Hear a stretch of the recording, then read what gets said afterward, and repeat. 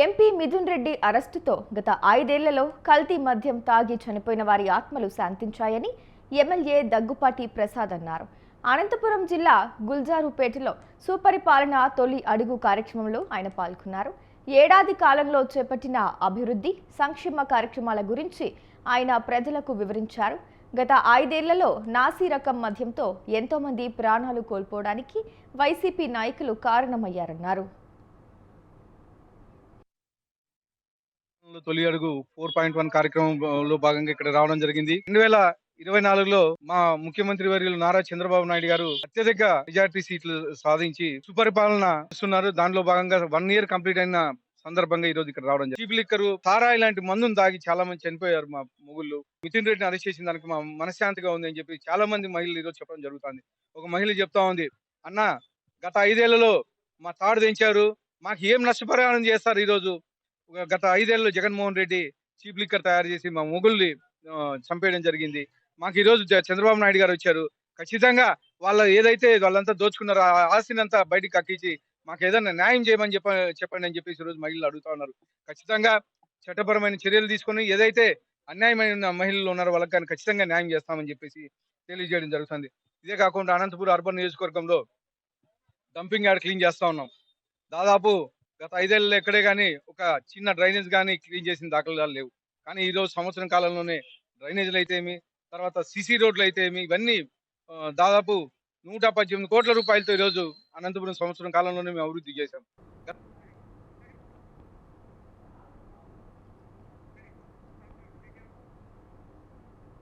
ఏలూరు జిల్లా ముదినేపల్లి మండలం సింగరాయపాలెం గ్రామంలో కొలువయ్యున్న సుబ్రహ్మణ్యం స్వామికి కైకలూరు ఎమ్మెల్యే కామినేని శ్రీనివాస్ ఆషాఢం సారెను సమర్పించారు. అదేవిధంగా చుట్టుపక్కల గ్రామాల ప్రజలు పల్లకి సారెను స్వామికి సమర్పించారు. ఈ వేడుకకు ముఖ్య అతిథిగా పాల్గొని స్వామివారిని దర్శించుకుని ప్రత్యేక పూజలు నిర్వహించారు.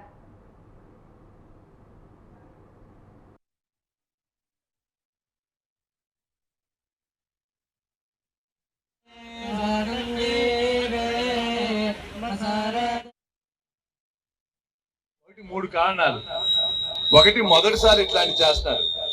రెండు, ఈ వయసులో నాకు కాళ్ళు కాలుతా అంటే చిన్నపిల్లలు కూడా కాళ్ళు కాలుతా ఉండగా ఇలా వెళ్తాం. నిజంగా అందరినీ అభినందిస్తాను. ఇందులో పార్టిసిపేట్ చేసిన భక్తుల్ని, అలాగే ట్రస్ట్ బోర్డుని, ఈఓ గారిని, అందరిని, అధికారుల్ని, భక్తుల్ని అందరినీ మనస్ఫూర్తిగా అభినందిస్తాను. ఎందుకంటే దేవుడికి మనం కొత్త కొత్త కార్యక్రమాలు చేసి మనం మంచి చేసామని అందరికీ గుర్తుంటుంది. ఇట్లా చేస్తే చాలా బాగా చేస్తాను. నాకు కూర్చోడానికి నాకు పాపం ఈ పాపలు మీరందరూ ఇళ్లలో ఉండేవాళ్ళు కాలు కాలుతా తిరుగుతూ అంటే నిజంగా దేవుడి భక్తి ఏంటో చూపించారు. చాలా సంతోషం. నేను మామూలుగా అయితే కైకలూరు ప్రోగ్రాం తెల్లారుదాం హైదరాబాద్ నుంచి బయలుదేరి రావాలి, కానీ తెల్లారుదాం బయలుదేరితే రాలేనని రాత్రి 1:32 గంటలకి విజయవాడ చేరి ఈ కార్యక్రమం కోసం వచ్చాను. నాకు చాలా చాలా సంతోషంగా ఉంది. ఒకటి, మూడు కారణాలు. ఒకటి, మొదటిసారి ఇట్లాంటి చేస్తారు. రెండు, ఈ వయసులో నాకు కాళ్ళు కాలుతా అంటే చిన్నపిల్లలు కూడా కాళ్ళు కాలుతా ఉండగా ఇలా వెళ్తాం. నిజంగా అందరినీ అభినందిస్తాను.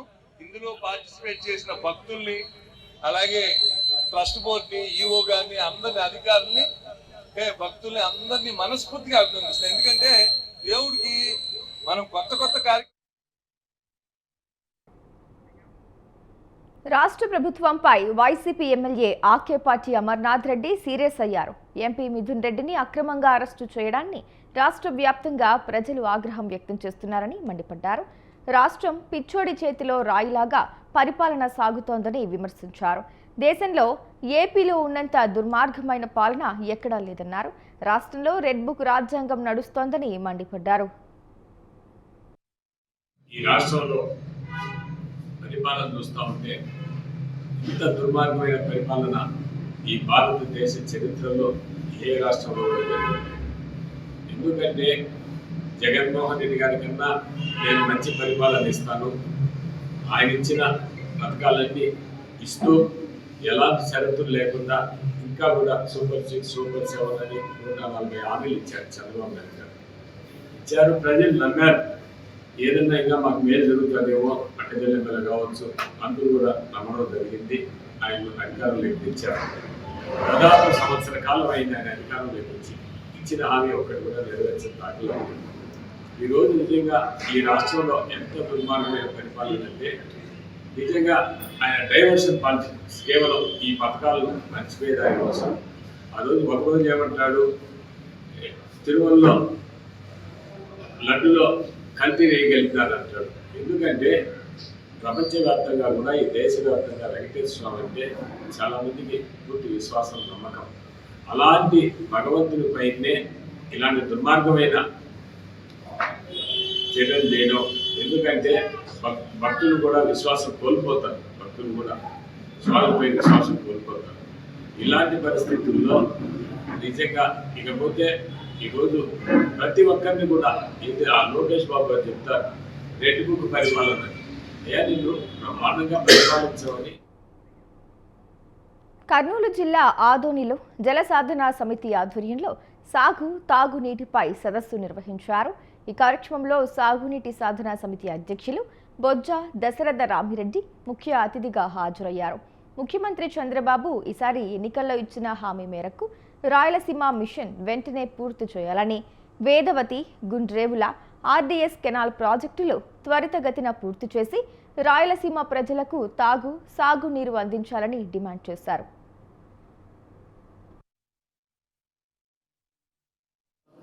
గత కొన్ని దశాబ్దాలుగా పెండింగ్లో ఉన్న ఇరిగేషన్ ప్రాజెక్టులు పూర్తి చేయాలనే సదుద్దేశంతో ఈ మాసంలో ఈ నెల 3వ తేదీ ఎమ్మిగనూరులో కర్నూలు జిల్లా జలసాధన సమితి ఏర్పడింది. ఈ సమితి పోరాట సమితిగా ఉద్యమ స్ఫూర్తితో పనిచేస్తూ రాబోయే రోజుల్లో ఖచ్చితంగా ఉద్యమాలు నిర్మించాలని చెప్పి, అట్లా ఆర్డీఎస్ కుడికాలకు సంబంధించి, గుండ్రేవులకు సంబంధించి, వేదవతికి సంబంధించి, పందికొర రిజర్వాయర్కి సంబంధించి, సంజీవయ్య సాగర్ సంబంధించి కొన్ని కమిటీలు ఇంత క్రితమే ఏర్పడ్డాయి.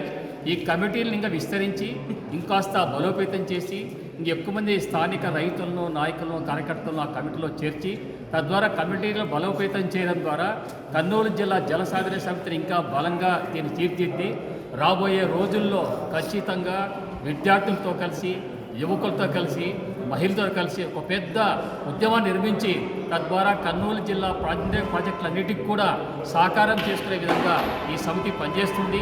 ఈ సమితి పనిచేయడానికి కర్నూలు జిల్లాలో అన్ని గ్రామాలకు సంబంధించిన రైతులు కూడా మాతో సహకరించాలని, మీతో కలిసి, మాతో కలిసి, మీరు మాతో కలిసి నడుము బిగించి చేయి కలిపి ఖచ్చితంగా అడుగు వేసి ఈ ఉద్యమాన్ని మరింత తీవ్రం చేసి ప్రభుత్వ అధికారులపైన, ప్రభుత్వం పైన ఒత్తిడి తెచ్చి రాబోయే కొద్ది మాసాల్లోనే లేదా 2 సంవత్సరాల లోపల ఖచ్చితంగా పెండింగ్ ప్రాజెక్టులన్నీ కూడా పూర్తి చేసుకునేటువంటి ఉద్దేశంతో ఈ ఉద్యమాన్ని నిర్మిస్తాం. కర్నూలు జలసాధన సమితి ఆధ్వర్యంలో ఈరోజు త్రాగునీరు, సాగునీరు సదస్సు జరిగింది.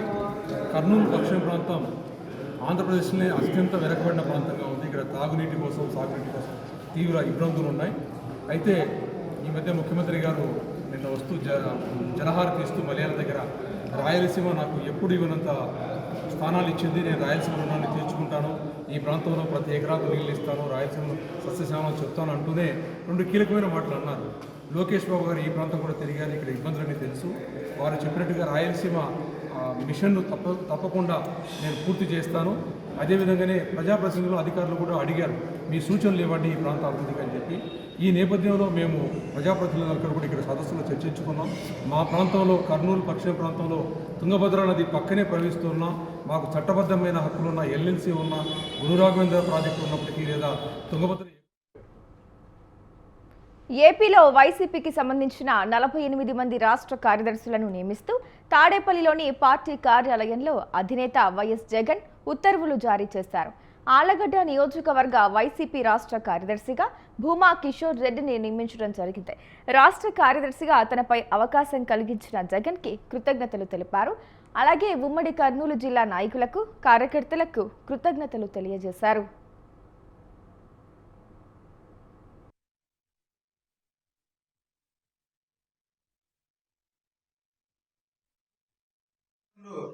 తెలుగుదేశం ప్రభుత్వం అధికారంలోకి వచ్చినాక కక్షపూరితమైన రాజకీయాలు చేస్తున్నారు.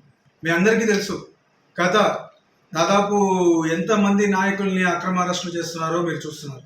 ఈరోజు లిక్కర్ స్కామ్ అని చెప్పేసి రెడ్ బుక్ రాజ్యాంగాన్ని అమలు చేయడంలో ఈ ప్రభుత్వం దృష్టి పెడుతుంది తప్ప ఎక్కడైనా ప్రజాస్వామ్యబద్ధంగా ఎక్కడైనా పనిచేస్తున్నారు. ఇంత దారుణం అనేది ఏ సంబంధం లేని మిథున్ రెడ్డి గారిని నిన్న చూడండి, చెవిరెడ్డి భాస్కర్ రెడ్డి గారిని, అదేవిధంగా ఒక పార్లమెంట్ సభ్యులైన మిథున్ రెడ్డి గారిని అక్రమంగా అరెస్ట్ చేయడం ఏంటిది? ఈరోజు ఇలాంటి రాజకీయాలు కొనసాగించడం కరెక్టేనా?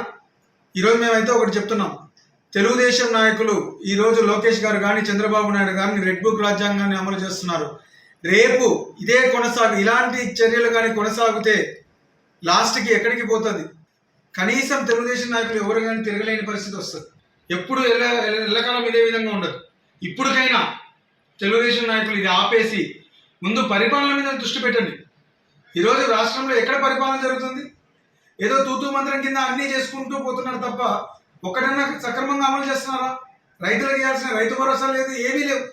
ఓన్లీ మీరేం ఏ దాని మీద దృష్టి పెట్టారంటే కేవలం అరెస్టులు, అక్రమ అరెస్టులు, ఇలాంటి హింసించడాలు ఇలాంటివి తప్ప ఎక్కడే కానీ ప్రజలకి ఒక మంచి పని చేసే ఉద్దేశంలో ఎక్కడా లేదు. ఇప్పటికైనా ఇవన్నీ మానుకొని వేములవాడ భీమేశ్వర ఆలయంలో పలు అభివృద్ధి పనులకు శంకుస్థాపన చేశారు ఎమ్మెల్యే ఆది శ్రీనివాస్. 3,44,00,000తో పలు అభివృద్ధి పనులకు శ్రీకారం చుట్టారు. దక్షిణ కాశీగా ప్రసిద్ధిగాంచిన ఆలయం, కోడెల మొక్కుల నిలయం వేములవాడ రాజన్న ఆలయమని సీఎం రేవంత్ రెడ్డి మంత్రుల సమక్షంలో రాజన్న ఆలయ అభివృద్ధికి భూమి పూజ చేసుకున్నామని తెలిపారు. భీమేశ్వర ఆలయంలో భక్తులకు ఎలాంటి ఇబ్బందులు తలెత్తకుండా అభివృద్ధి చేస్తున్నామని తెలిపారు.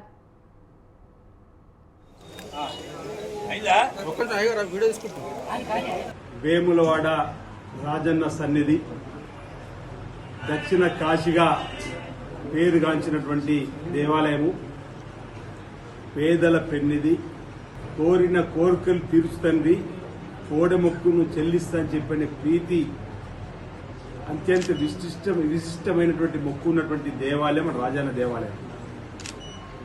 పేదల పెన్నిదిగా అనేక రాష్ట్రాల నుంచి స్వామివారి దగ్గరికి వచ్చేటువంటి భక్తులకు మెరుగైనటువంటి వసతులు కల్పించాలని గౌరవ ముఖ్యమంత్రి శ్రీ రేవంత్ రెడ్డి గారి నాయకత్వంలో గౌరవ దేవాదాయ శాఖ మంత్రులు మేడం కొండ సురేఖ గారి సహకారంతో జిల్లా ఇన్ఛార్జ్ మంత్రులు అయినటువంటి జిల్లాకు సంబంధించిన మంత్రులు పెద్దలు శ్రీధరబాబు గారు, పొన్నం ప్రభాకర్ గారు అందరం కూడా కలిసి ఈ దేవాలయాన్ని విస్తరింపజేయాలని చెప్పని ఒక నిర్ణయం తీసుకున్న క్రమంలో 2023-24 బడ్జెట్లో 50 కోట్లు, 24-25 బడ్జెట్లో 100 కోట్లు పెట్టుకొని వేరే దేవాలయ అభివృద్ధి, పట్టణ అభివృద్ధి రెండు కూడా టెంపుల్ సిటీగా చేయాలని చెప్పి ఒక నిర్ణయం తీసుకుని పోతున్న తరుణంలో ఇప్పటికే వేములవాడ ఆలయ రోడ్డు విస్తరణ సంబంధించి 47 కోట్ల రూపాయలు మంజూరు కాబడడం, రోడ్డు వెడల్పు విస్తరణ కూడా వీటిడే వైస్ చైర్మన్ రాజన్న సిరిసిల్ల జిల్లా కలెక్టర్ ఉన్నటువంటి సంజీవ్ కుమార్ గారి జాగారి, సందీప్ కుమార్ జాగారి ఆలోచనతోటి వారి నాయకత్వంలో ఇక్కడ ఈఓ గారు, ఆర్డీఓ గారు, అందరూ కూడా ప్రతినిత్యం పనిచేస్తూ ప్రభుత్వ సూచనలు సలహాలతోటి వెడల్పు కార్యక్రమాన్ని. కొమురం భీం ఆసిఫాబాద్ జిల్లా కాగజ్ నగర్ మండలంలో పోచమ్మ బోనాలు ఘనంగా నిర్వహించారు. బోనాల జాతరకు ఆర్ఎస్ ప్రవీణ్ కుమార్ స్థానిక ఆడుపడుచులతో తన నివాసం నుండి బోనమెత్తుకుని అమ్మవారి ఆలయానికి వచ్చారు. అమ్మవారికి పట్టు వస్త్రాలు సమర్పించి బోనాలు సమర్పించారు.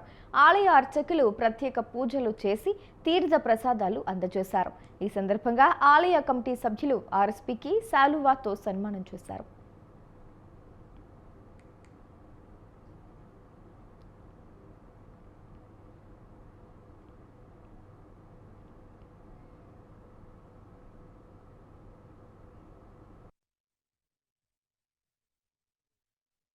అందరికి కూడా బోనాలు పండుగ శుభాకాంక్షలు. ఈరోజు మరి నేను ఏ గ్రామంలో అయితే నివాసం ఉంటున్నానో ఆ గ్రామంలో ఎంతో ప్రశస్తిగాంచిన పోచమ్మ తల్లికి ఈరోజు మేము అందరం కూడా బోనం సమర్పించడం జరిగింది. మరి ఈరోజు ఆ తల్లి ఆశీర్వాదం కూడా తీసుకోవడం జరిగింది. ఈ సిర్పూర్ ప్రాంతం కులాలకు, మతాలకు, రాజకీయాలకు అతీతంగా మరి ఈ రాష్ట్రంలోనే అత్యంత గొప్ప నియోజకవర్గంగా వెలుగొందాలని, ఈ ప్రాంత ప్రజల పేదరికం, అమాయకత్వం ఇవన్నీ కూడా పోవాలని చెప్పేసి, వీళ్ళ ఇళ్లలోకి సంపద రావాలని చెప్పేసి తీసుకొచ్చేలా వీళ్ళకు మరి అన్ని సౌకర్యాలు కల్పించాలని ఆ తల్లిని నేను ఆశీర్వాదం కోరడం జరిగింది. అదేవిధంగా మరి ఈ ప్రాంత ప్రజలకు మరి ముఖ్యంగా రామ్నగర్ పోచమ్మ దేవాలయం అనేది మరి ఇంకా డెవలప్ కావాల్సిన అవసరం ఉన్నది. హైదరాబాద్లో ఒక పెద్దమ్మ తల్లి దేవాలయం లాగా, అదేవిధంగా మరి కట్ట మైసమ్మ తల్లి దేవాలయం లాగా ఈరోజు ఈ గ్రామ దేవత పోచమ్మ తల్లి దేవాలయం కూడా రాబోయే రోజులు. ఆదాయం ఉంది కానీ అభివృద్ధి లేదు, భక్తుల రద్దీ ఉంది కానీ కనీస సౌకర్యాలు లేవు, పాలకులు మారిన పరిశుభ్రత విషయంలో ఒక్క అడుగు ముందుకు పడలేదు. ఇది ప్రముఖ పుణ్యక్షేత్రం కొండగట్టు పరిస్థితి. అభివృద్ధి లేక అంజన్న క్షేత్రం వెలవెలబోతోంది. మరి ఆలయ అభివృద్ధికి అడ్డుపడుతుందెవరు? చేతివాటం ప్రదర్శిస్తోందెవరు?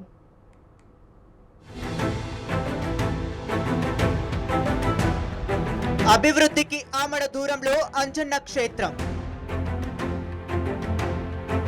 ఆదాయం వస్తున్నా పట్టించుకోని పాలకులు.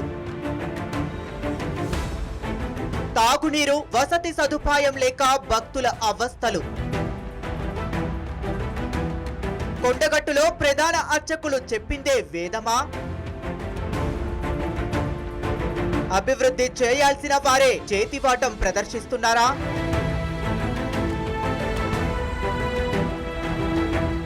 వాయుపుత్ర హనుమాన్ కొలువైన కొండగట్టు పుణ్యక్షేత్రానికి ఎంతో చరిత్ర ఉంది. తెలంగాణలో వేములవాడ రాజన్నను దర్శించుకున్న తరువాత భక్తులు కొండగట్టుకు వచ్చి ఆంజనేయ స్వామిని దర్శించుకుంటారు. ఎంతో చరిత్ర ఉన్న అంజన్న క్షేత్రం అభివృద్ధికి మాత్రం ఆమడ దూరంలో ఉంది. పాలకులు పట్టించుకోకపోవటంతో ఎక్కడ వేసిన గొంగలి అక్కడే అన్నట్లుగా ఉంది.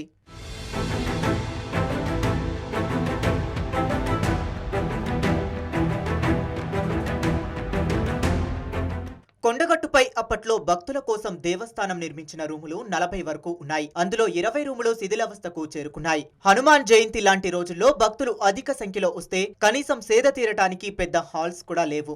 ఇక పారిశుద్ధ్యం విషయానికి వస్తే అసలు ఇది ఒక పుణ్యక్షేత్రమేనా అనిపించేలా ఉంది. సిబ్బంది నిర్లక్ష్యంతో ఎక్కడ చూసినా చెత్తా చెదారంతో అంజన్న క్షేత్ర పరిసరాలు అపరిశుభ్రంగా మారాయి. కనీసం మరుగుదొడ్లు కూడా సరిగ్గా లేవు. దేవస్థానానికి సంబంధించి ఒకటి ఉన్నా అది కూడా శిథిలావస్థకు చేరింది. దాతల సహాయంతో కట్టించిన ఒక మరుగుదొడ్డిని ఇప్పటి వరకు ఓపెన్ చేయలేదు. దీంతో భక్తులు తీవ్ర ఇబ్బందులు పడుతున్నారు. కొండగట్టు గుడికి 332 ఎకరాల భూమి ఉన్నా వాహనాల పార్కింగ్ సౌకర్యాలు సరిగ్గా లేవు. ఇక టెండర్లలో ఒక కొబ్బరికాయ 30 రూపాయలు వేసినా అక్కడ మాత్రం 100 రూపాయలకు పైగా అమ్ముతున్నారనే విమర్శలు ఉన్నాయి.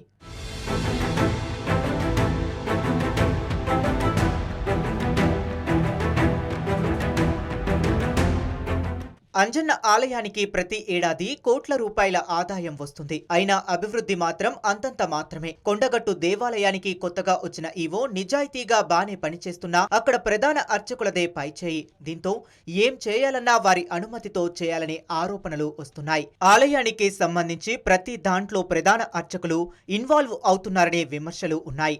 గుడికి ఆనుకొని ప్రధాన అర్చకుల ఇల్లు ఉండటంతో దేవాలయం విస్తరణకు, అభివృద్ధి పనులకు సమస్యలు ఎదురవుతున్నాయి.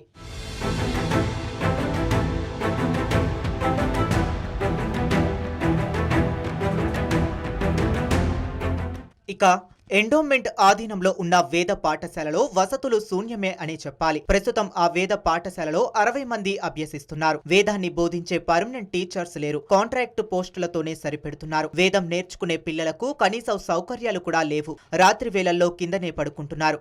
వారిలో సగం మందికి కలుషిత నీరు, ఇతర కారణాల వల్ల అనారోగ్య సమస్యలు తలెత్తుతున్నాయి.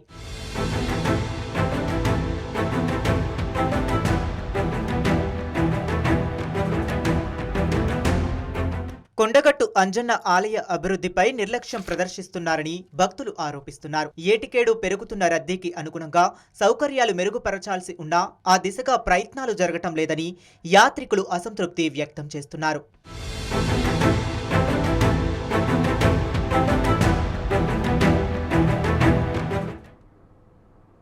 దశాబ్దాల కళ నెరవేరింది. కాజీపేట రైల్వే జంక్షన్, అయోధ్యపురంలో రైల్వే కోచ్ పనులు చురుగ్గా సాగుతున్నాయి. ఈ తరుణంలో కేంద్ర రైల్వే శాఖ మంత్రి అశ్విని వైష్ణవ్, కేంద్ర మంత్రి కిషన్ రెడ్డి పనులను సందర్శించారు. ఇది సాధించడానికి అయోధ్యపురం రైతులు తమ భూములను ఇచ్చారు. కానీ వారికి ఎలాంటి న్యాయం జరగలేదని ఆవేదన వ్యక్తం చేస్తున్నారు. మా పిల్లలకు కోచ్ ఫ్యాక్టరీలో ఉద్యోగ అవకాశాలు ఇవ్వాలని కోరుతున్న రైతులతో Warangal correspondent Ashok face to face. Orugal ప్రజల చిరకాల కోరికైన కోచ్ ఫ్యాక్టరీ అనేది నెరవేరింది. దానికి కానీ మూల కారణమైన రైతులు మాత్రం ఆవేదన వ్యక్తం చేస్తున్నారు. వాళ్ళకు నష్టపరిహారం మాత్రం అంతంత మాత్రమే వచ్చింది. దానిపైన వీళ్ళు మాత్రం ఈరోజు కేంద్ర మంత్రి వచ్చారు, వాళ్ళకు కూడా వినతి పత్రం అందజేశారు, మాకు న్యాయం జరగాలని చెప్పేసి. ఆ రైతులను అడిగి తెలుసుకుని ఎలాంటి న్యాయం కావాలి, గతంలో ఎలాంటి నష్టపరిహారం ఇచ్చారో కూడా తెలుసుకున్నాం. చెప్పండి సార్, మీకు ఎలాంటి నష్టపరిహారం ఇచ్చారో, ఇప్పుడు ఏం కావాలనుకుంటున్నారు? మేము ఇక్కడ ఇదే భూమిని నమ్ముకొని తరతరాలుగా జీవిస్తున్నాము. ఈరోజు ఈ యొక్క ఫ్యాక్టరీ వేయడానికి గవర్నమెంట్ ముందుకొచ్చినప్పుడు ఈ భూమి తీసుకుంటామన్నారు. అన్నప్పుడు మేము కాంపెన్సేషన్ ఇవ్వాలి, ఉద్యోగం ఇవ్వాలనే ఉద్దేశంతో మాట్లాడితే మీకు ఉద్యోగం ఇస్తాం కాబట్టి మేము కాంపెన్సేషన్ 8 లక్షలు మాత్రమే ఇస్తాము. మరి పక్క గ్రామాలలో ₹1,00,00,000 ఉంది. ₹1,00,00,000 ఇవ్వకుండా 8 లక్షలే ఇచ్చిండ్రు, ఉద్యోగ అవకాశం కల్పిస్తా అని మాట ఇచ్చిండ్రు. మరి ఈరోజు ఆ మాట మీద ఉన్నారా లేరా అనేది మేము రిప్రజెంటేషన్ ద్వారా వాళ్ళని అడగడానికి ఇక్కడికి వచ్చేసినాము. కానీ ఆ యొక్క భూమి ఇప్పుడు 5 సంవత్సరాలు 6 సంవత్సరాలు వీళ్ళకి అప్పచెప్పి ఆ రోజు నుండి ఈ రోజు వరకు ఈ భూముల మీద ఆధారపడి జీవించిన వాళ్ళు తిందామంటే తిండి లేదు, బద్దామంటే బట్ట లేకుండా రోడ్డు మీద పడ్డరు. వాళ్ళ పిల్లలు ఆగమైనరు, వాళ్ళు ఆగమైనరు, కొంతమంది ఆత్మహత్య చేసుకున్నారు. ఏది బాధలు తట్టుకోలేక, ఏం పని చేయలేక. మరి ఈ భూములు ఉన్నప్పుడు ఆ రైతు బతకడమే కాకుండా ఇంకో 10 మందికి ఉపాధి అవకాశం కల్పించిండు.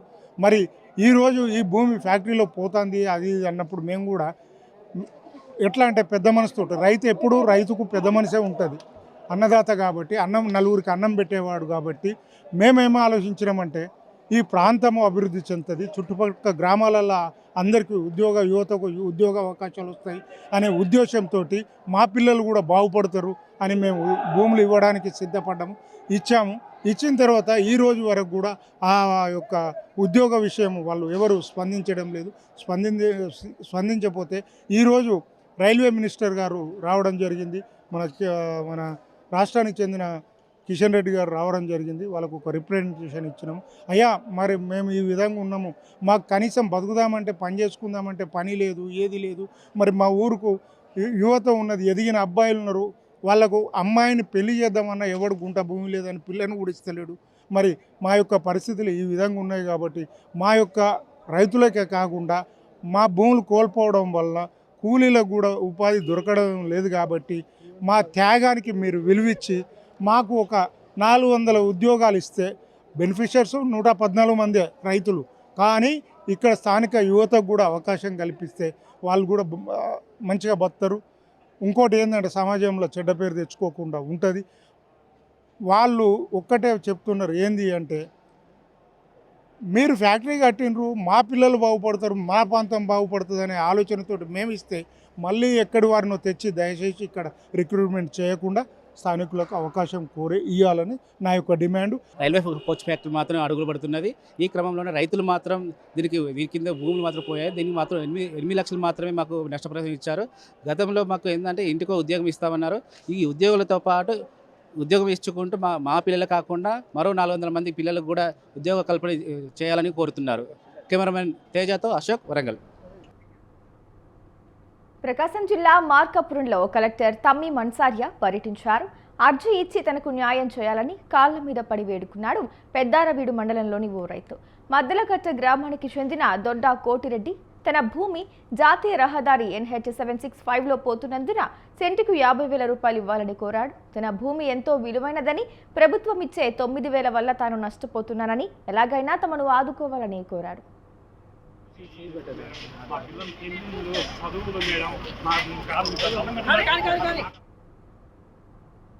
పల్నాడు జిల్లా దాచేపల్లి మండలం తంగెడ వద్ద ఏపీ తెలంగాణ సరిహద్దులో సేల్ ట్యాక్స్ అధికారుల బృందం తనిఖీలు నిర్వహించింది. అక్రమంగా గ్రానైట్ తరలిస్తున్న లారీలను అడ్డుకోవడంతో అధికారులు, లారీ డ్రైవర్లకు మధ్య వాగ్వాదం జరిగింది. పల్నాడు జిల్లా ఎస్పీకి సమాచారం అందించడంతో దాచేపల్లి పోలీసులు సరిహద్దు చెక్పోస్ట్ వద్దకు చేరుకుని లారీలను దాచేపల్లి మార్కెట్ యార్డుకు తరలించారు. మొత్తం 14 లారీలను సీజ్ చేసినట్టు అధికారులు తెలిపారు. మరో 3 లారీలు తప్పించుకుని తెలంగాణ వైపు వెళ్లినట్లు సేల్ ట్యాక్స్ అధికారులు గుర్తించారు.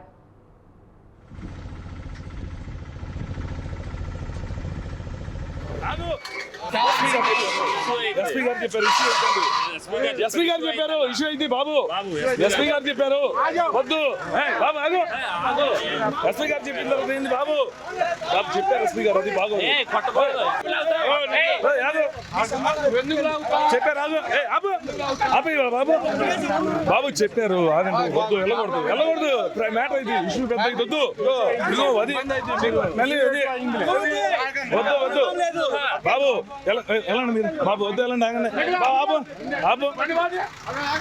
ఆగు ఏంది బాబు ఆగ ఏం చెప్పారు